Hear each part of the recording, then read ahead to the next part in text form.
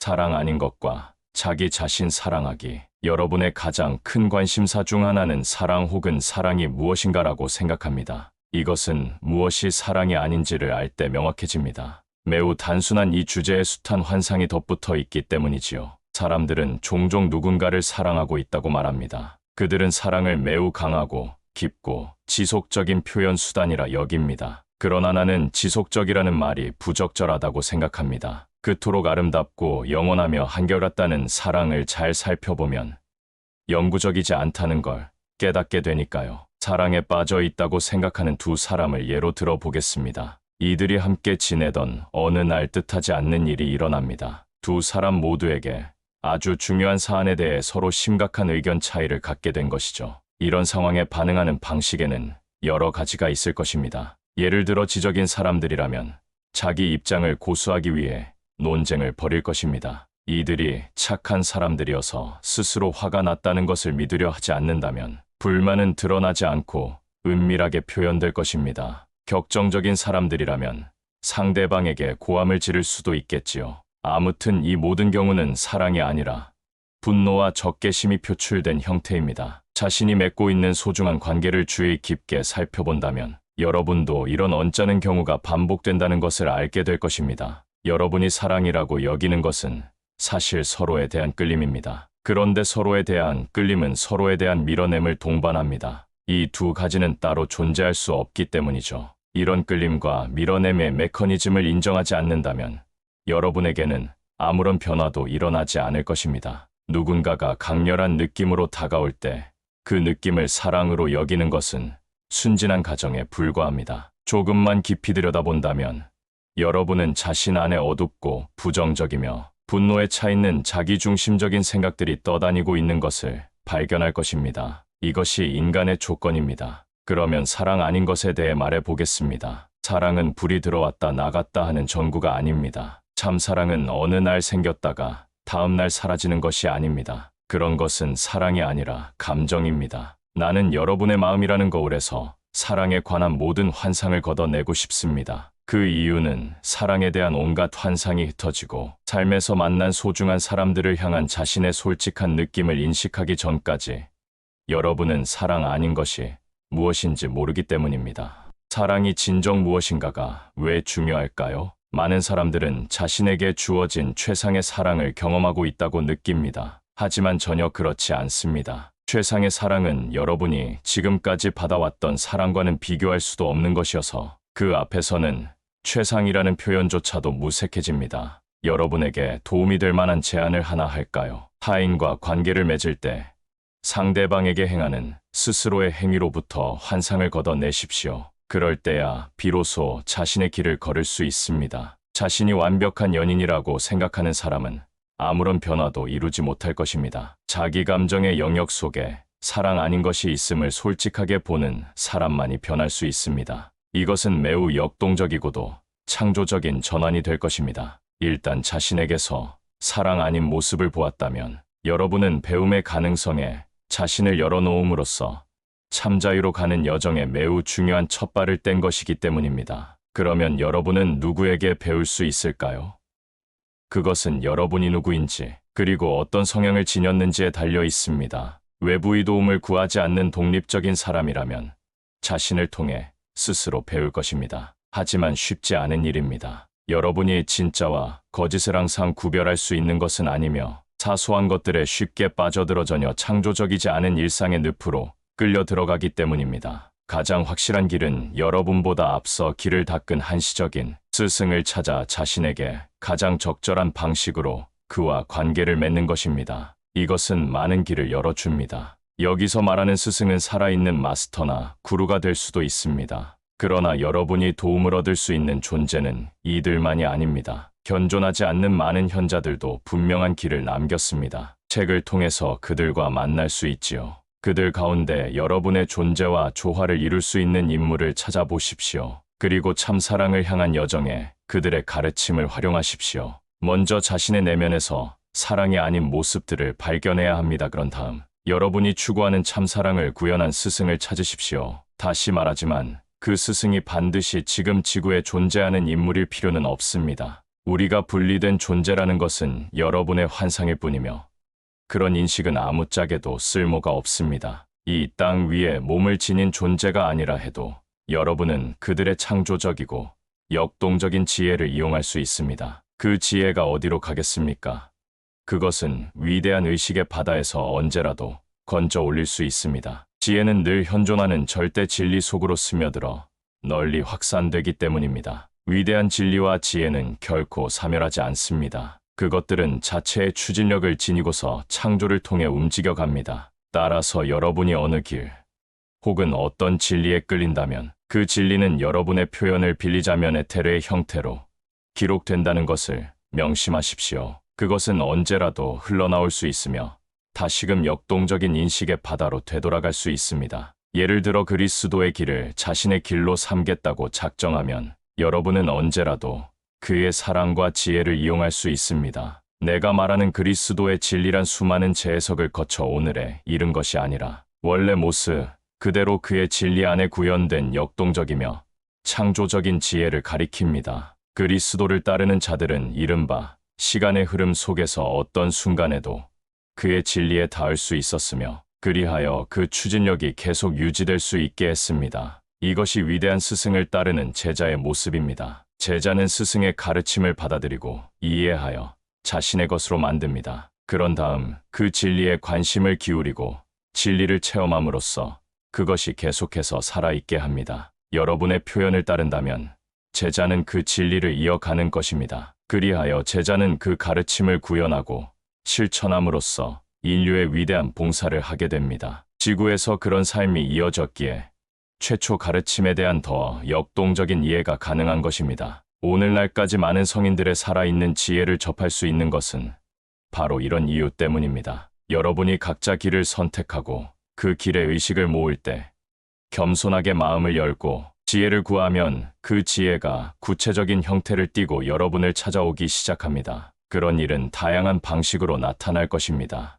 여러 해 전에 누군가가 전해준 책이 마음에 와 닿을 수도 있습니다. 또는 이미 읽은 책의 내용이 불현듯 떠올라 다시 그 책을 집어들고 거기서 새로운 의미를 배울 수도 있습니다. 친구들에게서 영감을 받아 참신한 생각을 접할 수도 있지요. 이 모든 일들은 매우 일상적인 방식으로 일어날 수 있습니다. 그러므로 그런 일들에 주의를 기울여야 합니다. 참자유를 얻고 싶은 갈망이 깊다면 광대한 우주가 여러분이 가는 길을 도울 것입니다. 생각지도 않았던 사람이 엉뚱한 곳에서 도움을 줄 것이며 겉보기에는 아무 연관 없는 많은 일들이 일어날 것입니다. 그렇지만 이 모든 일들은 그저 우연히 일어나는 것이 아닙니다. 나를 도와주세요. 내게 필요한 것은 바로 이것입니다. 라는 여러분 내면의 외침이 있었기에 가능했지요. 일단 여러분이 그런 열망을 통해 자기 자신과 하나가 될 때 여러분을 돕는 일들이 일어나기 시작합니다. 그런데 이 모든 것이 참사랑과 무슨 상관이 있을까요?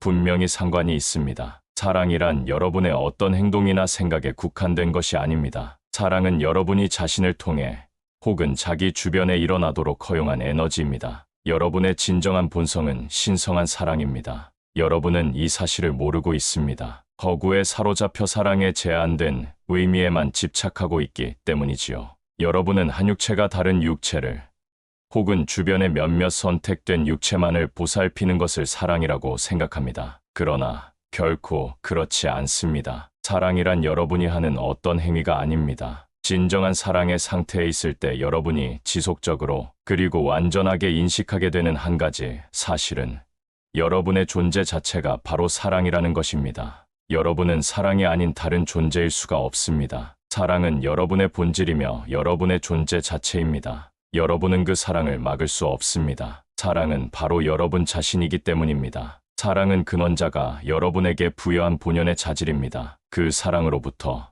모든 존재가 창조됩니다. 따라서 자신이 참사랑의 상태에 있다고 느낄 때 여러분은 그 사랑은 스스로 막을 수 없다는 사실을 깨닫게 됩니다. 그런 상태에서는 시야에 누가 나타나든 그 순간 사랑만이 실제하게 됩니다. 아주 낯선 사람이 여러분 앞에 나타납니다. 그때 여러분은 사랑이라고밖에 할 수 없는 자비와 이해가 솟아나는 것을 느낍니다. 이것은 놀라운 경험일 수 있습니다. 이제껏 누구를 사랑하고 누구를 사랑하지 않을지 선택하는 데 익숙했기 때문이지요. 그러나 이런 자비심이 솟아나고 그것이 자신을 통해 흐르는 것을 날이 갈수록 자주 경험할 것입니다. 이런 일은 타인을 향한 거창한 운동으로만 나타나는 것이 아니라 일상에서 스치는 사소한 느낌일 수도 있습니다. 여러분이 알아차리든 그렇지 못하든 이러한 일들은 일상의 삶 속에 깊이 배어 있습니다. 여러분이 일상의 말씨름에서 벗어나 이런 느낌에 주의를 기울인다면 이들은 점점 더 자라나 여러분의 삶을 가득 채울 것입니다. 사랑에 관해 이야기할 때 여러분은 사랑을 행할 수도, 사랑하고자 의도할 수도,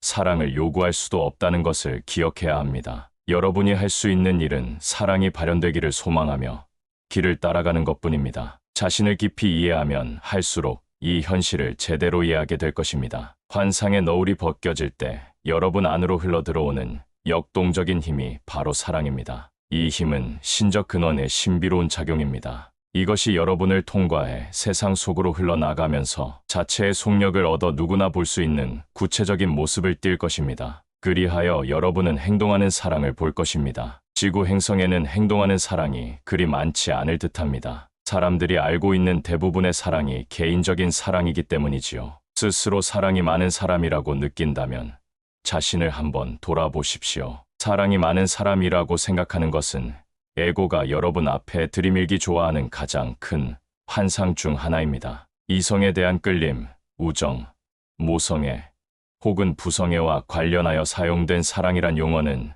자신을 날마다 사랑, 많은 사람이 되어 간다고 여기게끔 하려는 에고의 술수에 불과합니다. 그러면 여러분이 사랑이 많은 사람이라는 것을 어떻게 알 수 있을까요? 그것은 아주 간단하게 확인됩니다. 마음에 떠오르는 모든 사랑, 눈앞을 스쳐가는 모든 이들에게서 자비와 이해심을 느낄 수 있다면 여러분은 진정 사랑이 많은 사람입니다. 대부분의 사람들은 돈을 많이 벌고 다른 사람과 사랑의 관계를 유지하면 성공했다고 여깁니다. 이런 단계에서 많은 사람들이 감상적인 사랑을 느끼면서 그것을 참사랑이라고 여깁니다. 여러분이 기꺼이 다른 사람을 위해 자신의 삶을 바친다고 해봅시다. 여러분은 여전히 그들에게 아름답고 조화로운 사랑을 느낄 수 있을까요? 지구에서 진행되는 방식은 대체로 사랑의 관계에서 무엇을 얻을 수 있는지가 중요합니다. 여러분이 관계를 통해 무언가를 얻는다면 그것이 설령 바람직한 것이 아닐지라도 그 관계에 계속 매달리게 될 것입니다. 그러나 상황이 바뀌어 자신에게 익숙한 것을 더 이상 맞춰주지 못하면 여러분은 사랑이 식었다고 말합니다. 어떤 관계에서든지 사랑할 때가 있으면 사랑이 식을 때도 있습니다. 이렇듯 왔다가 사라지는 것은 에고에 근거를 둔 감정이지 진짜 사랑이 아닙니다. 그것이 근원에서 나온 것인지 단순한 에고의 환상인지 검증해 보려면 그 느낌이나 생각을 마음에 품고 무슨 일이 일어나더라도 이 느낌이 결코 내게서 떠나지 않을 것인가를 물어보십시오. 이러한 확신이 들지 않는다면 그것은 잠시 피어올랐다가 꺼지고 마는 지구 차원의 창조 놀이로 생각하십시오. 그런 느낌은 신의 진실한 창조와는 아무 관계가 없습니다. 여러분은 그런 것에 주의를 쏟을 필요가 없습니다. 다른 모든 일에 대해서도 이와 같은 질문을 해볼 수 있습니다. 만일 어떤 사건을 한순간 마음속에 떠올릴 수 있다면 그 사건과 관련된 생각과 느낌이 항상 존재하는지의 여부를 알 수 있을 것입니다. 그런 생각과 느낌이 존재한다면 그것은 신성한 전체의 진실한 부분으로서 경외받아 마땅합니다. 다시 말하지만 여러분은 사랑하려고 의도하거나 노력할 수 없습니다. 여러분 자체로 이미 사랑이기 때문입니다. 하지만 이런 상태에 이르기 위해서는 여러분 스스로가 진심으로 사랑하기를 원해야 합니다. 여러분은 자신의 진정한 본성인 참사랑을 원함으로써 자신에 대한 다른 사람과의 관계에 대한 세상에 대한 관점을 바꿀 수 있습니다. 이런 사실이 믿어지지 않는다면 지금 경험하고 있는 사랑의 상태를 잘 살펴보십시오. 영원한 사랑은 생겨났다, 사라지는 것이 아니라 늘 현존합니다. 그것이 바로 참사랑의 증거입니다. 자신의 길을 찾으십시오. 그런 다음 참사랑을 염원하십시오. 그것이 바로 길을 열 수 있는 열쇠입니다. 각자에게 맞는 길의 끝에서 여러분은 사랑과 지혜를 만나게 될 것입니다. 사랑과 지혜는 진실을 추구하는 모든 존재가 결국은 만나게 될 쌍둥이 형제와 같습니다. 출발점에서는 그 길이 매우 험난해 보일 수도 있지만 마지막 지점에는 반드시 사랑이 기다리고 있습니다. 처음에는 격정에 치우친 듯 보이겠지만 결국에는 지혜가 기다리고 있습니다. 지혜와 사랑은 동전의 양면 같은 것이어서 때려야 뗄 수가 없습니다. 여러분이 어떤 길을 따르든 여정이 끝나는 곳에 사랑과 지혜가 나타날 것입니다. 어떤 길을 따를지 결정하는 것은 여러분의 선택입니다. 이러한 사랑과 지혜의 상태를 자신 속에 구현하지 못한 구루나 스승을 따르지는 마십시오. 사랑의 발현에는 따로 정해진 공식이 없습니다. 나는 다만 사랑이 이미 여러분 내면에 흐르고 있다 는 말밖에 할 수가 없습니다. 그러나 여러분이 내면에 집중한 상태에 이르지 못한다면 사랑이 있느냐 없느냐는 문제가 되지 않습니다. 존재에 도움이 되지 않는 사랑은 없는 것이 낫습니다. 여러분이 찾고 있는 것은 모든 존재를 향한 깊고 지속적인 사랑, 변치 않는 자비의 상태입니다. 여러분 안에 있는 그런 사랑을 찾는데 모든 정성을 기울이십시오. 그 사랑은 신성한 근원의 한 부분이기에 바로 여러분의 한 부분이기도 합니다. 몸과 마음이 자신의 참모습인 신성한 근원과 분리되어 있다고 여기는 것은 환상입니다. 이는 진실이 아닙니다. 자신이 곧 참사랑이라는 생각을 진지하게 품으십시오. 여러분은 참사랑이며 그러하기에 여러분은 그 사랑을 알 수밖에 없습니다. 오늘 아침 만약 인생이 배움의 과정이라면 왜 이토록 고통스러워야 합니까? 라는 질문을 받았습니다. 나는 이 질문과 그에 대한 답변을 하나로 엮어 한층 의미 있는 융단을 짜보고자 합니다. 제가 받은 것은 매우 날카로운 질문입니다. 여러분이 배우기 위해 지구에 왔다면 그 배움이라는 것이 왜 그리도 어렵게 보이는 것일까요? 인생은 자연스러움과 경의, 그리고 아름다움으로 이루어져 있다는데 어째서 그와는 전혀 다른 모습으로 다가오고는 할까요? 우리는 위대한 이론들, 즉 우주론적 사실, 희망, 욕구 등에 관한 숱한 사변들을 만들어 왔습니다. 그러나 친구들이여, 결국 우리는 근본적인 하나의 사실에 도달합니다. 즉, 스스로가 가진 것은 오직 한 가지밖에 없다는 현실을 깨닫는 순간이 옵니다. 그 한 가지란 바로 여러분 자신입니다. 여러분이 세상을 살아가며 마음의 평안을 얻기 위해 평생 사용해왔던 방편들은 결국 실패하게 될 것입니다. 타인과의 의미 깊은 관계도 끝이 나고 언젠가는 혼자라는 사실을 발견할 것입니다. 여러분에게 아이들이 있다면 그들은 곧 어른이 될 것입니다. 중요한 지위에 있다 하더라도 곧 은퇴할 것이고 아무리 아름답다 하더라도 늙을 것이며 아무리 힘이 셀지라도 머지않아 병들고 쇠약해질 것입니다. 많은 사람들이 내게 말합니다. 나는 그 무엇보다도 신에 대해 알고 싶습니다. 또한 그들은 신이 탐탁지 않게 여기리라 생각하는 그 모든 것들을 어떻게 하면 없앨 수 있는지도 묻습니다. 예를 들자면 분노나 질투 같은 부정적 감정을 없애고 싶어 하지요. 그러나 그것들은 모두 여러분의 일부입니다. 그것을 어떻게 없앨 수 있겠습니까? 여러분은 여러 가지 기발한 방법들을 시도해 보았습니다. 처음 시도하는 방법은 주로 분노를 일으키는 온갖 상황이나 사람들로부터 멀찌감치 달아나거나 질투가 생길 만한 관계를 아예 맺지 않는 것입니다. 그런 감정들은 여러분이 자신에게 기대했던 상황이 아니기 때문에 그것들을 없애기 위해 자기 인생을 억압합니다. 극단적인 경우 억압은 도피로까지 이어집니다. 그래서 동굴을 찾거나 집에 틀어박히는 식으로 경험하고 싶지 않은 반응을 유발하는 상황에 노출되지 않으려고 합니다. 하지만 시간이 지나면 집을 나서거나 산을 내려와 세상 속으로 들어갈 때가 있을 것입니다. 그때 여러분 앞에 누군가 끼어들고 내면의 평화는 분노로 뒤바뀝니다. 도피도 별다른 효과가 없다는 사실을 깨달을 때 여러분은 화를 내지 않기 위한 또 다른 시도로 자신을 억압해봅니다. 그럴 때 여러분의 얼굴은 가면처럼 돼버립니다. 늘 똑같은 미소를 머금고 턱은 굳어집니다. 여러분은 계속 미소를 지어야 합니다. 만약 긴장을 풀면 울거나 비명을 지를지도 모르며 그 밖에 적절치 못한 행동을 할지도 모르기 때문입니다. 여러분은 의지력을 발휘해 자기 안에서 일어나는 감정들을 억제하려 합니다. 이런 방법이 잠깐은 통할 수 있겠지요. 그러나 어느 날엔가 전혀 예상치 못한 일이 일어날 것이고 어금니를 악물기도 전에 지금까지 억눌러 왔던 바로 그 감정과 두려움을 쏟아내는 자신을 발견합니다. 여러분이 이제껏 이룩한 것이 무엇입니까? 이 모든 노력과 더불어 여러분은 조종이라는 훌륭한 속임수도 쓰고 있습니다. 타인으로 인해 힘들어지지 않게끔 주변 사람들을 조종하고 있는 것이지요. 그들이 바르게 행동해 준다면 여러분은 굳이 그릇된 행동을 할 필요가 없을 테니까요. 여러분이 질투하지 않도록 연인이 확실하게 행동한다면 여러분은 질투심을 느끼지 않을 것이며, 화내지 않는 사장을 선택한다면 분노를 해결할 필요가 없을 것입니다. 그래서 주변 환경이나 사람을 여러분 임의대로 조작합니다. 물론 다루기 힘든 것은 남겨놓습니다. 자신의 일부분과 대면하고 싶지 않아서이죠. 여러분은 자신의 부정적인 면을 보지 않으려고 이 사람 저 사람에게로 옮겨다니며 자신의 만만한 거울 역할을 해줄 만한 사람을 찾아다닙니다. 그러나 결국 이 모든 시도는 실패로 그치고 맙니다. 어느 날 홀로 남아 혼자 힘으로는 자신 안의 이 작은 악마들을 물리칠 수 없다는 사실을 깨닫습니다. 그런데 마지막으로 기막힌 아이디어가 떠오릅니다. 자, 이제 그 문제를 신에게 맡기자. 하지만 그런 문제를 놓고 신에게 한두 번 정도 부탁해 보지 않은 적이 있었던가요? 무엇이 달라졌나요?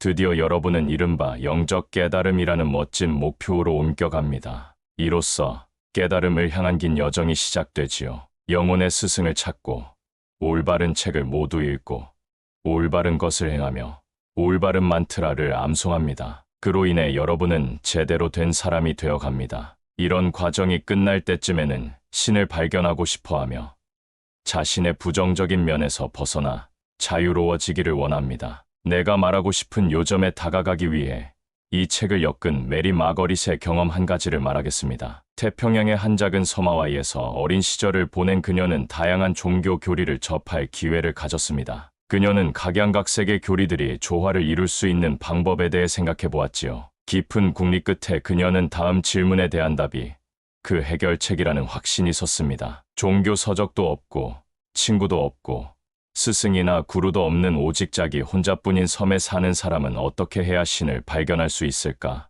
내가 오늘 말하고자 하는 것은 오래전 그녀가 떠올린 질문에 대한 답변과 같습니다. 왜냐하면 결국 여러분은 외딴 섬에 홀로 사는 한 인간이며 여러분이 읽은 모든 책들과 모든 기도는 텅 빈 자신의 내면과 마주했을 때 아무런 의미가 없기 때문입니다. 그러므로 먼저 자신의 근본은 그리 크게 변하지 않는다는 사실을 받아들이십시오. 여러분이 무슨 일을 하고 어떤 수행을 하든 여러분은 상당 부분에서 자기 자신으로 남아있을 것입니다. 지금 그대로의 모습이 바로 여러분이며 그것은 수십억 번의 경험을 통해 얻은 최종 산물입니다. 그러므로 지금 이 모습이 바로 나라는 인식에서 시작해야 합니다. 이런 사실을 존재 깊은 곳에 간직한 상태라야 질투심 같은 부정적인 감정이 일어날 경우 자신이 덫에 걸렸다는 사실을 인정할 수 있습니다. 여러분은 질투심이라는 감정으로부터 도망칠 수 없었기 때문에 덫에 걸린 것입니다. 하지만 이제 여러분은 그 감정에서 도망치지 않을 것입니다. 그럴 필요가 없기 때문이지요.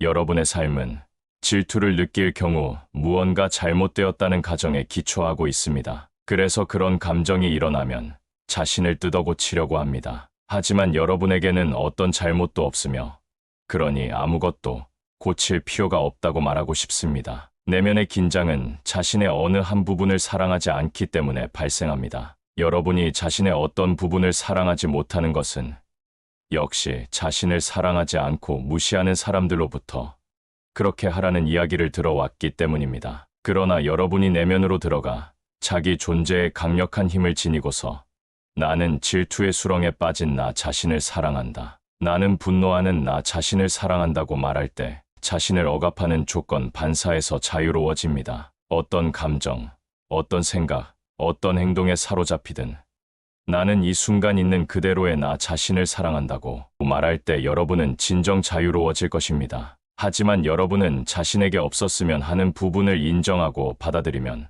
평생 그것을 떨쳐내지 못하리라는 두려움을 지니고 있지요. 바람직하지 않은 감정들이 일어날 때 실제로 어떤 일이 생기는지 그리고 수용이 왜 탈출구가 될 수 있는지에 관한 우주론적 관점을 알려드리겠습니다. 수용은 사랑과 같습니다. 지금부터 감정이 일어나는 메커니즘을 알려드리지요. 생각이란 것은 항상 여러분 주위를 맴돌고 있습니다. 그런데 개인적 성향에 따라 자신을 지나치는 어떤 특정한 생각을 끌어당기기로 선택합니다. 여러분은 늘 익숙한 생각을 끌어당기게 되며 결국은 계속 같은 길을 반복해서 가게 됩니다. 무가치하고 두렵고 우울한 생각과 어둡고 부정적인 사념들이 거듭되는 것이지요. 이제 중요한 이야기를 하겠습니다. 어떤 생각이 들어올 경우 그것은 여러분의 물리적 육체 안에서 하나의 감정으로 변형됩니다. 그리고 그 순간 미래 행동의 씨앗이 뿌려집니다. 이 과정을 이해하시겠습니까? 생각은 저 밖에 있습니다. 그런데 그 생각이 여러분 뇌를 자극하면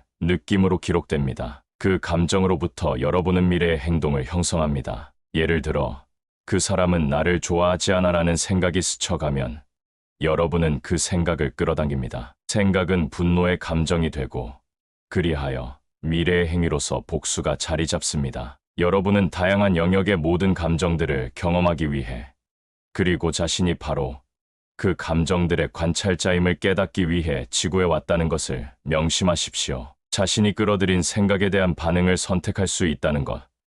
자기 삶에 대해 어떤 식으로 반응할지 스스로 선택할 수 있다는 것을 깨달을 때 여러분이 지구에 온 목적이 달성됩니다. 내가 말하려는 것은 여러분이 끌어들이는 생각들 대부분이 자신이 사랑받지 못하는 것은 스스로에게 어떤 잘못이 있기 때문이며 따라서 사랑받기 위해서는 무언가를 해야 한다는 신념에 기초하고 있다는 사실입니다. 나는 여러분이 과거에 전혀 시도해 보지 않았던 만트라, 나는 나 자신을 사랑한다 를 진지하고 꾸준히 반복함으로써 지금과는 정반대의 시도를 해보았으면 합니다. 그러다 보면 어느 순간 침울함에서 벗어나 행복의 길로 나아갈 수 있습니다. 한번 시도해 보십시오. 행복한 생각을 해 보십시오. 더 없는 기쁨을 맛볼 것입니다. 침울한 생각을 해 보십시오. 그러면 여러분은 불행으로 옮아갈 것입니다. 여러분은 그저 자기 자리에 앉아 있습니다. 그런데 무슨 일이 일어났습니까?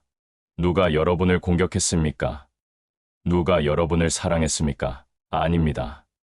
여러분은 그저 그 자리에 있었고 행복에서 불행으로 옮겨가는 능력이 자신에게 있다는 사실을 발견합니다. 그렇다면 여러분의 할 일은 단지 생각을 바꾸는 것뿐입니다. 그냥 조용히 앉아 어느 순간 자신의 기분을 바꿀 수 있다면 고요히 앉아서 나는 나 자신을 사랑한다 라는 말을 제대로 이해하고 선언한다면 존재의 내면에서 일어나는 변화를 느낄 것입니다. 여러분은 존재의 온기를 느끼기 시작할 것입니다. 여러분의 내면에는 불꽃 또는 불이 있습니다. 사랑을 통해 불이 켜지는 차크라가 있습니다. 이 모두가 진실입니다. 자신에 대한 사랑을 일으킴으로써 존재의 온기가 더해집니다. 매일 시간을 내어 가만히 앉은 채로 내가 한 말이 맞는지 확인하고 느껴보십시오. 여러분은 이런 질문도 했습니다. 부정적인 감정이 일어날 때 어떤 일이 일어나나요? 여러분이 고요히 앉아 따스함, 힘, 경이로움 등을 느끼고 있는데 갑자기 전화벨이 울립니다. 수화기를 들자 누군가가 이렇게 말합니다. 이 바보 같은 자식아. 그러자 조금 전에는 없던 감정이 밀려들어 오기 시작합니다. 일련의 과정이 반복됩니다. 즉, 어떤 생각이 지나가고 여러분은 그것을 끌어당겨서 반응합니다. 그 반응은 거북하거나 예민한 감정을 만들어낼 것입니다. 그러면 여러분은 그것을 없애고 싶어 합니다. 마음은 침투해 온 부정적인 느낌들을 거부합니다. 그러나 별다른 효과를 보지 못하지요. 느낌을 감지하는 순간 자신, 이렇게 한번 해보십시오. 고통스러내게 나는 이 느낌을 환영한다. 기꺼이 맞아들인다. 어디로 달아날 필요도 없으며 바꿀 필요도 없다. 이 느낌은 나의 한 부분이다. 나는 이것을 받아들인다. 그러면 늘 존재했던 따스함이 거친 감정을 향해 움직여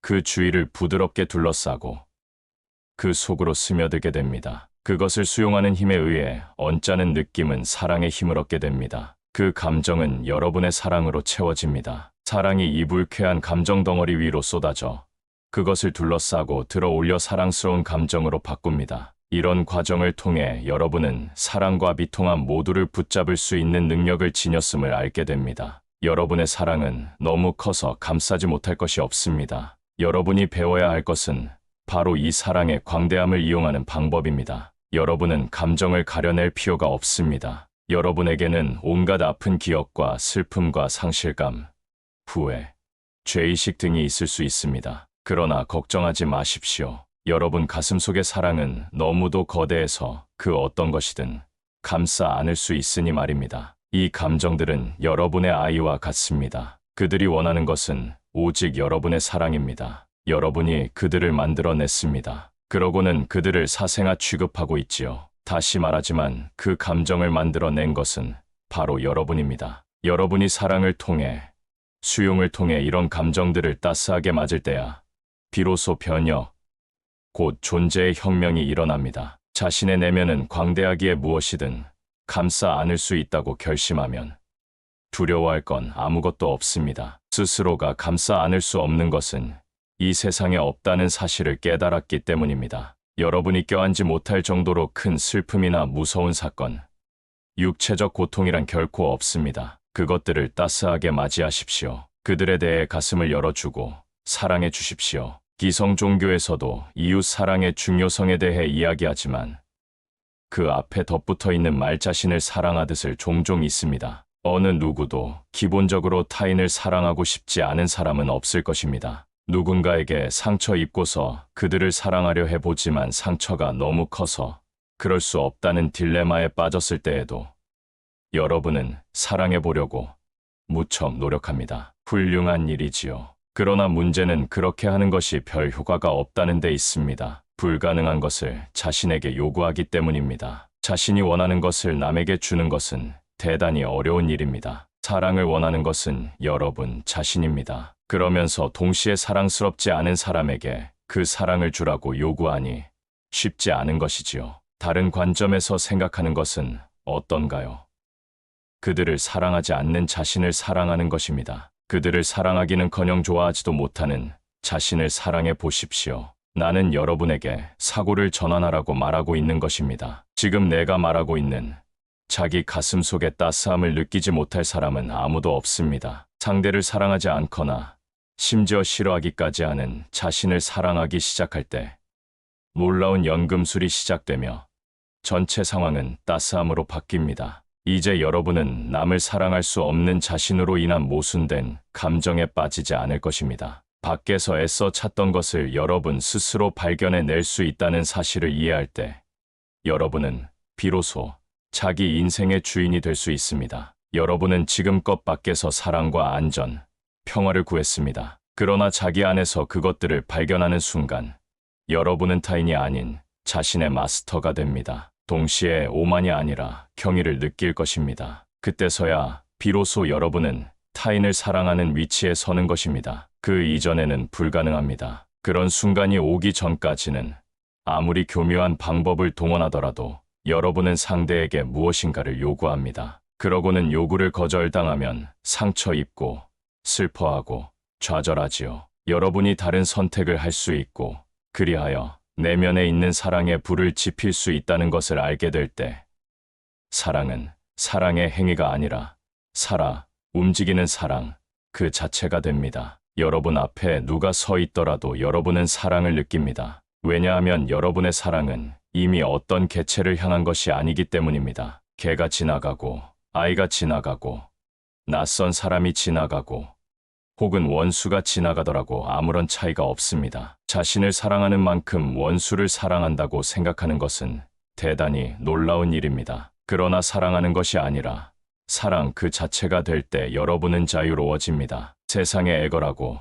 빌고 거래하고 조종했던 일들을 여러분 스스로 해결할 때 게임은 종료됩니다. 여러분은 이제 사랑 그 자체이기 때문에 여러분이 하는 모든 일은 풍성한 근원에서 나오는 것이 됩니다. 이는 여러분이 타인과 함께 있기를 원치 않는다는 것이 아니라 그럴 필요가 없어졌다는 뜻입니다. 이 둘 사이에는 차이가 있습니다. 내면의 중심을 둔 존재의 경이로움으로 인해 여러분은 다른 사람에게 자신을 완전히 내어줄 수 있습니다. 필요에 의해서가 아니라 기쁨으로, 절망이 아니라 자신의 선택으로 이루어지는 일이지요. 이런 여정의 초기에는 자신에 관해 사랑스럽지 않다고 판단했던 것들이 긴 목록으로 떠오를 것입니다. 내가 알코올 중독자가 아니라면, 내가 질투하지 않는다면, 성격이 거칠지 않다면, 이렇게 뚱뚱하지 않다면, 너무 마르지 않았다면, 나 자신을 사랑할 텐데와 같은 생각조차 못했던 것들이 끝없이 나올 것입니다. 직접 써가면서 목록을 만들어 보십시오. 그런 다음 그것을 모두 꺼내놓고 시간이 오래 걸려도 정반대 방향으로 해보십시오. 내가 화를 내더라고 나 자신을 사랑한다라는 식으로 말입니다. 나는 지금 여러분들이 이전에는 결코 사랑하도록 허용하지 않았던 자신의 추악한 부분들을 기꺼이 사랑하는 것에 관해 이야기하고 있습니다. 여러분들 다수는 자신에게 원죄가 있다고 생각합니다. 죽기 전에 반드시 해결해야 할 잘못된 무언가가 인생이 시작되는 순간부터 있어 왔다고 생각하는 것이지요. 여러분에게는 아무것도 잘못된 것이 없습니다. 단 하나 잘못이 있다면 자신에게 무언가 잘못된 것이 있다고 생각하는 것입니다. 잘못된 것은 그것밖에 없습니다. 아이들이 어느 정도 나이를 먹으면 그들과 한 집에서 살고 싶지 않을 것입니다. 그들이 자유롭고 창조적이며 활력적으로 생각하길 원하는 것은 물론 자기 나름대로 인생을 꾸려갔으면 하고 바랄 것입니다. 하지만 여러분은 감정이라는 아이들로부터 자유로워지기를 원치 않습니다. 그 감정들은 여러분의 아이들이기 때문이죠. 감정은 여러분을 구성하는 놀라운 창조물이며 지금의 여러분, 그리고 과거의 여러분이기도 합니다. 여러분의 일부분이지요. 종교는 이 세상에 여러분이 극복해야 할 죄가 있다고 가르칩니다. 그러나 내 경험에 비춰본다면 여러분이 자신의 감정을 사랑할 때 죄라고 이름 붙인 자신의 모든 부분들도 사랑하게 됩니다. 죽음이 오는 그 순간까지 이런 과정은 계속될 것입니다. 왜냐고요? 매일 무언가 새로운 것이 태어나기 때문입니다. 여러분은 창조적이고 역동적이며 곧 폭발할 것만 같은 경이로운 존재입니다. 매일 변화하고 있지요. 여러분 존재의 새 부분들이 매일 출현하고 새로운 경험이 여러분 앞에 얼굴을 내밀 것입니다. 전혀 상상치도 못했던 자신의 모습들을 발견할 것입니다. 두려움, 용기, 유머, 눈물, 분노 등이 끝없이 출몰하는 아름다운 무늬로 삶을 수놓습니다. 정말 경이로운 일이지요. 여러분이 그 무늬를 완벽한 형태로 고착하려는 노력을 그만둔다면 이들의 조화로운 모습을 즐길 수 있습니다. 여러분은 예수나 붓다에 대한 또는 신이 여러분 자신에게 바랄 것이라 여기는 모습에 대한 비현실적인 생각 때문에 자기 자신을 완벽한 형태로 고정시키려고 노력합니다. 신까지도 어떤 정형화된 모습으로 만들려고 애쓰지요. 하지만 분명히 말씀드리건대 신의 지혜는 그보다 더 뛰어납니다. 신은 항상 움직이고 늘 변화하고 진화를 거듭하며 끝없이 팽창해 나가는 우리 생각과는 확연히 다른 존재입니다. 여러분은 신이 정말로 따분하게 영원히 혼자 앉아 있다고 생각하십니까? 이 모든 것을 창조해 놓고 늘 똑같은 모습으로 남이 있을 신이 어디 있겠습니까? 태초에 여러분을 낳은 그 능력은 그때도 찬란했으며 지금도 그러합니다. 여러분이 자신을 창조하지는 않습니다. 그러나 여러분은 분명 그 위대한 힘의 일부입니다. 그럼에도 여러분은 완벽하지 않으면 신의 사랑을 받을 수 없다고 믿어왔기 때문에 자신은 사랑받을 자격이 없다고 믿습니다. 이것은 결코 진실이 아닙니다. 심지어 어떤 사람은 결혼 전에 성관계를 가진다면 신이 자신을 사랑하지 않을 거라 믿고 있습니다. 여러분 역시 이 말을 믿었지요. 그래서 죄의식을 느낄 수밖에 없었습니다. 여러분의 본성은 무엇이든 경험하길 원하지만 경험해야 할 것과 경험하지 말아야 할 것에 대한 신념 때문에 이러지도 저러지도 못하는 상황에 처하게 됩니다. 이런 상황은 인생이 시작할 때부터 전개되어 왔습니다. 가장 큰 어려움은 신이 착한 사람들만 사랑한다는 거짓말을 믿는 데서 생겨납니다. 자녀가 부모의 일부이듯 여러분 역시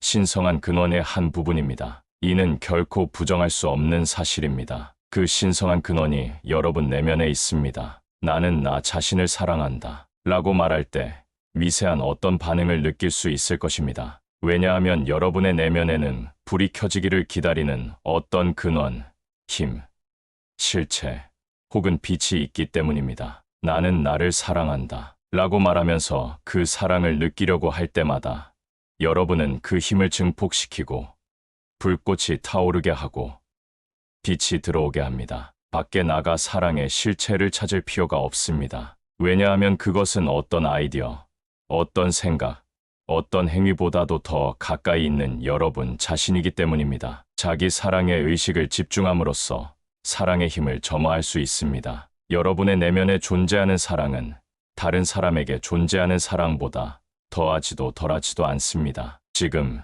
그리고 언제나 여러분 모두는 사랑 그 자체입니다. 예를 들어 보겠습니다. 여러분 모두는 자기 안에 한 그릇의 수프를 갖고 있습니다. 예수나 붓다의 경우 그 수프는 따스한 온기를 머금은 강렬한 효능을 지닌 신의 음식이었습니다. 멋진 향기를 풍기는 것은 물론 그것은 그들의 존재를 데워주는 불꽃이었기에 그들 스스로가 수프의 존재를 느꼈습니다. 수프는 그들의 삶에 동기를 부여해 주었고 강한 생동감을 제공했습니다. 지금 여러분의 수프는 식은 채입니다. 하지만 그리 큰 문제는 아닙니다. 자신의 할 일이 단지 불을 붙이는 것임을 이해하기만 한다면 여러분은 스스로의 스승이 될 것입니다. 여러분 스스로가 이미 자신이 살아있음을 느끼게 만드는 방법을 알고 있기 때문이지요. 자기 삶이 가치 있다고 느끼도록 만드는 것. 아침에 침대를 박차고 나와 일하러 가고 싶게 만드는 것이 무엇인지 알고 있습니다. 또한 침대에 누워 이불을 뒤집어 쓰게 만드는 것이 무엇인지도 알고 있지요. 그러므로 바라건대 말 그대로 여러분이 하고 싶은 것, 즉 자기 생명의 불을 지피는 일을 하십시오. 자기 자신에게 힘을 주십시오. 내면의 따스한 온기를 느끼게 하십시오. 스스로를 죽이는 일은 이제 그만 멈추십시오. 여러분의 명령에 따라 움직이는 여러분의 아이들을 사랑하고 껴안는 내면의 힘, 그것이 바로 신의 사랑입니다. 잊지 마십시오. 여러분이 바로 신의 사랑입니다. 여러분은 언제나 신의 사랑이었습니다. 신의 일부가 아니었던 적은 결코 없습니다. 신적 자아, 그 영원한 신성은 항상 여러분 안에 있습니다. 여러분이 자신의 고통과 두려움을 이 신성으로 감싸 안으려 한다면 신성은 그렇게 할 것입니다. 신성은 전적인 수용이라는 넓은 품 속에 고통과 두려움을 안아줄 것이며 그 품 안에 있는 여러분에게 더 이상의 괴로움은 없을 것입니다. 그리스도가 운 적이 없다고 생각하십니까? 붓다가 한 번도 아팠던 적이 없다고 생각하십니까? 신성과 접촉했다고 해서 여러분이 덜 인간적이 되는 것이 아닙니다. 오히려 온전한 인간이 됩니다. 여러분이 지닌 전체성 안에 인간적 감정들이 존재한다는 것을 깨닫게 될 것입니다. 그러나 그것들이 여러분 존재의 전부가 아니라는 것도 알게 될 것입니다. 부모인 여러분은 자녀들과 다른 존재들이지만 그들을 껴안고 사랑합니다. 그런 사랑 안에서 여러분은 자녀들과 하나가 됩니다. 여러분은 자신과 자신의 모든 부분에 대한 사랑을 통해 스스로와 하나가 됩니다. 본향으로 가는 길은 달리 있지 않습니다. 여러분이 바로 본향이기 때문입니다. 여러분의 전체성이 기다리고 있습니다. 여러분은 이미 그득합니다. 그러므로 부디 결핍된 존재가 되려는 노력을 그만두십시오. 되지 않을 일입니다.